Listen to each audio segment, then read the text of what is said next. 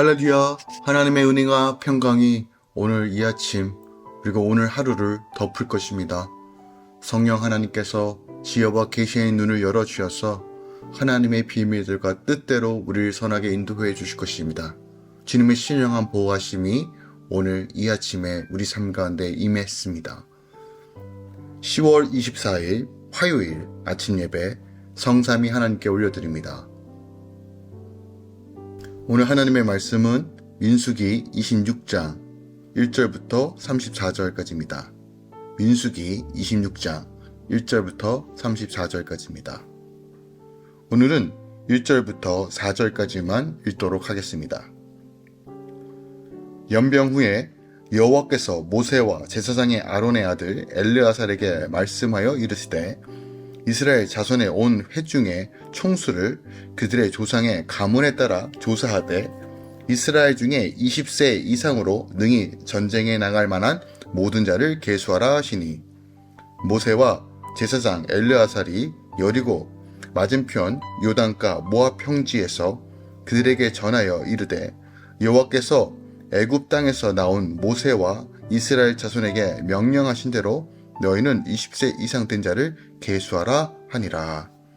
아멘. 하나님의 말씀입니다. 5절 이하 34절까지는 각 지파별로 계수된 사람들의 이름이 언급되어 있습니다. 연병 후에 하나님이 모세와 제사장 엘르아살에게 이스라엘 백성 중에 20세 이상으로 전쟁에 나갈 만한 모든 자를 계수하라고 명령하시죠. 이에 모세와 엘르아살이 모압 평지에서 백성에게 하나님의 명령을 전하죠.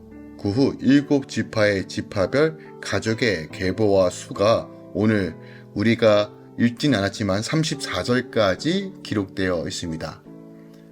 오늘은 가나안 정복을 위하여 이젠 본격적으로 준비하고 있는 즉 이스라엘 군대, 레위인의 개수, 그리고 기업 분배의 원칙 등이 기록되어 있는 장면 중에서 오늘 특별하게 모압 평지에서 제2차 군대를 계수하고 있는 내용이 담겨져 있습니다.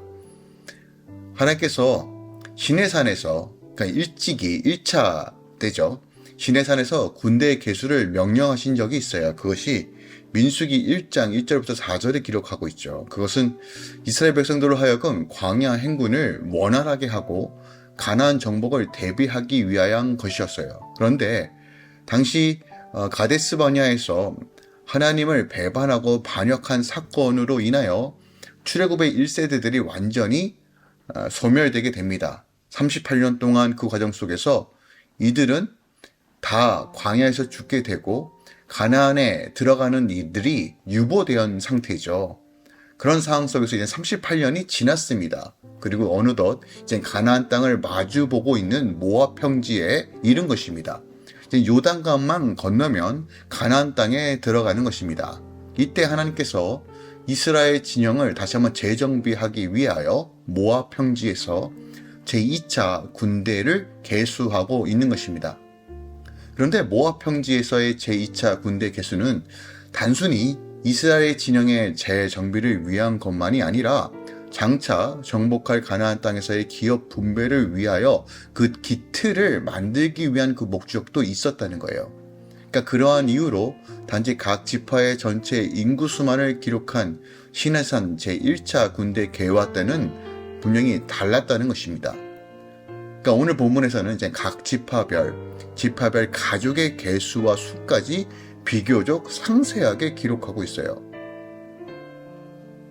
제2차 군대 계수를 1차 군대 계수와 비교할 때 몇 가지 특징적이 있는 것인데, 첫 번째로 1차 군사 계수에서는 각 지파별 가족의 목록이 기록되지 않았는데 2차 때는 각 지파의 가족의 목록이 분명하게 기록되어 있습니다.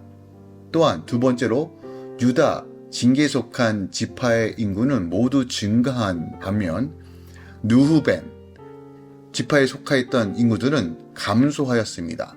또한 에브라임과 시므온 지파가 현격히 감소한 반면 므낫세 지파는 현격히 증가하였습니다. 40년간의 광야, 방향과 범죄로 인한 징계에도 불구하고 가장 독보적인 특징은 1차 군대 개수 때와 2차 군대 개수 때의 인구수가 그렇게 크게 달라지지 않았다는 것입니다. 1820명이 감소하였어요. 그러니까 이것이 주는 의미가 특별하다는 것이에요.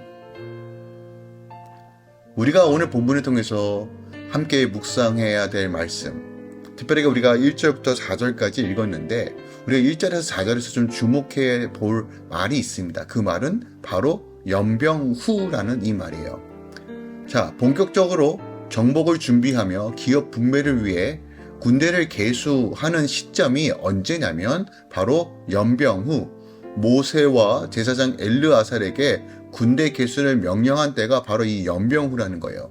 이것은 민수기 25장에서 바알블로에서 그 숭배 사건, 그리고 음행한 그 숭배 사건, 그리고 하나님의 징계가 비느하스의 의로운 분노, 그 하나님의 질투심을 대면하여 그 음행하는 남자와 여자를 죽임으로써 그 질병이, 연병이 그친 후를 말하는 것입니다.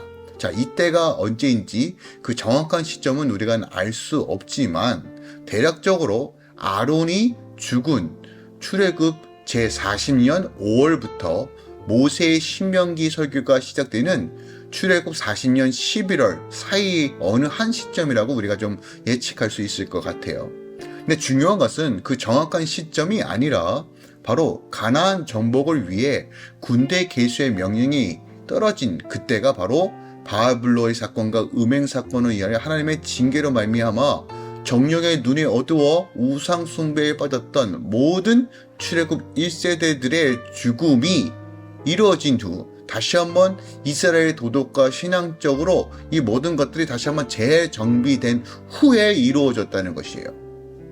자, 중요한 영적 원리가 선포됩니다.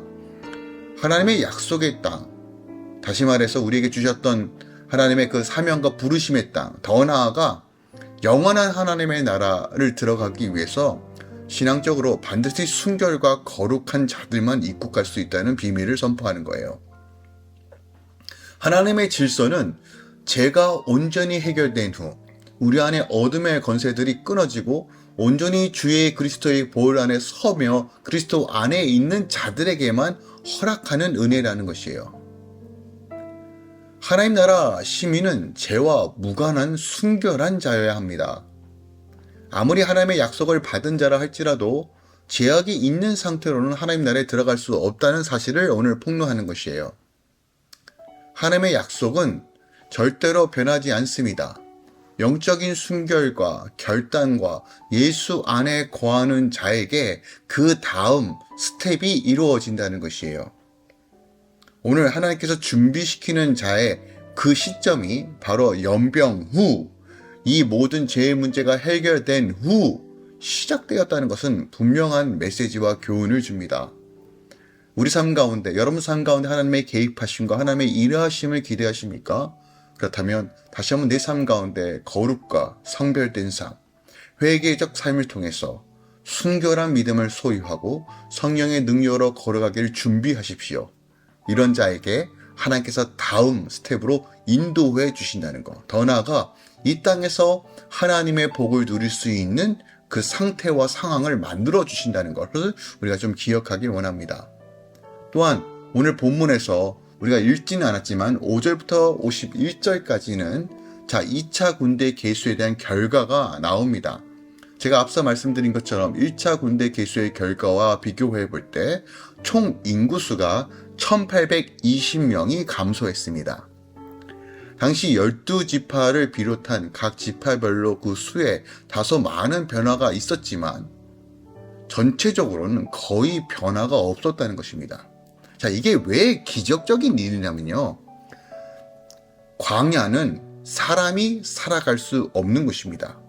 절대로요. 그곳에서 하나님께서 38년 동안 물도 음식도 잠자리도 여의치 않고 정말 사람이 살기에 정말 불가능한 그 땅에서 하나님께서 그들의 생명을 보존하셨다는 것이에요. 이게 핵심입니다. 이스라엘은 전쟁과 원망과 음행 및 우상 숭배를 통하여 수많은 사람들이 광야에 죽었어요. 그럼에도 불구하고 1차 때나 2차 때나 크게 감소하지 않았습니다. 이건 기적입니다. 하나님의 특별한 섭리와 긍휼과 보호하심이 있었기에 가능한 것입니다. 그 200만이라는 군대가 결탄코 살아갈 수 없는 그 땅에서 그들의 숫자를 보존하셨다는 것은 언약적 약속입니다. 근데 중요한 것은 이들이 광야에서 머무는 삶이 아니라 가나안 정복을 향해 나아가야 한다는 것이에요. 그러니까 하나님께서 내 삶을 보호하시고 인도하시는 그 수준에서 우리가 신앙이 머무는 것이 아니라, 우리가 에베소서를 통해서도 우리가 한 번 더 깊이 묵상해야 될 것은, 하나님을 더 깊이 암으로써 약속의 땅, 하나님께서 맡겨주신 그 사명과 그 부르심과 우리의 가정과 삶의 일터 영역에서 하나님을 분명히 제시해 줄 수 있는 그런 믿음으로 나아가야 한다는 것이에요.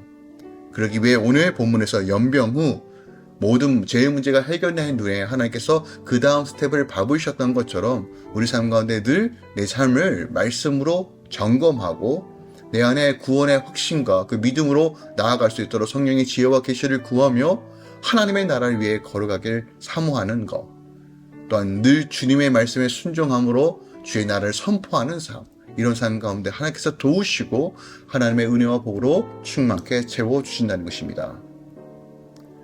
오늘 이 아침에 여러분 삶 가운데 하나님의 평강과 안식으로 충만하여 어느 때까지 주의 말씀과 은혜가로 사로잡히는 이 아침 되기 원합니다. 데살로니가전서 5장 23절입니다. 평강의 하나님이 친히 너희로 온전히 거룩하게 하시고 또 너희의 온 영과 혼과 몸이 우리 주 예수 그리스도를 강림하실 때까지 흠없게 보존되기를 원한다라는 이 기도가 오늘 여러분 삶 가운데 충만하게 임할 것을 예수 그리스도 축원드립니다. 기도하겠습니다. 사랑하는 주님 감사드립니다. 오늘 모든 자를 계수하라는 이 명령, 놀라운 사실은 1차 계수 때와 2차 계수 40년의 시간이 지났음에도 불구하고 변함없이 이 인구가 보존되었고, 또 하나님의 보호하심과 섭리가 무엇인지를 명확하게 산술하여 보여주는 이 장면을 통해서 하나님께서 그의 백성들을 어떻게 인도하시는지, 더 나아가 어떠한 근거와 어떠한 조건과 어떠한 준비를 통해서 하나님께서 그 다음 스텝을 밟으시는지를 가르쳐 주심에 감사합니다. 하나님, 우리가 철저하게 주의 말씀을 붙잡고 정말 죄를 멀리하고 하나님의 나라를 사모하며 주 십자가를 바라보며 나아갈 수 있는 은혜를 허락하여 주시옵소서. 날마다 하나님을 향한 뜨거운 사랑과 하나님의 경외함과 하나님을 진실하게 바라볼 수 있는 믿음을 우리 안에 허락하여 주시옵소서. 할렐루야 교회 모든 다음 세대들과 모든 가정들과 지체들을 축복합니다. 주의 선하심으로 채우소서. 이제는 우리 주 예수 그리스도의 은혜와 우리 하나님 아버지의 놀랍고 지극하신 사랑과 성령 하나님 내주고 어떤 충만 역사하심이 이제부터 영원까지 함께 계시길 축원하노라. 아멘.